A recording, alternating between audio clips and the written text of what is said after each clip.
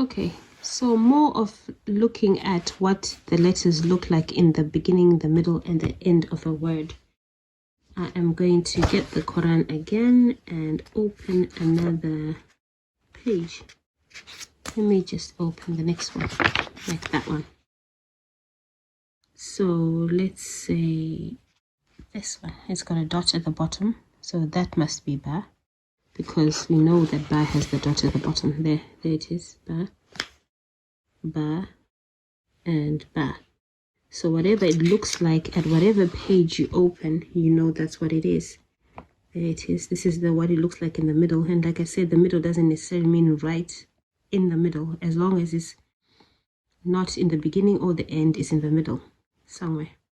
In between are the letters. And fa, there, fa with the fatha. Remember, it makes a fa sound. And that's it in the middle. And you look for it here. Fa, where's fa?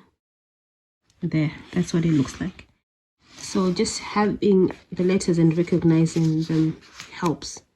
Thanks for watching, and I will see you again in the next video.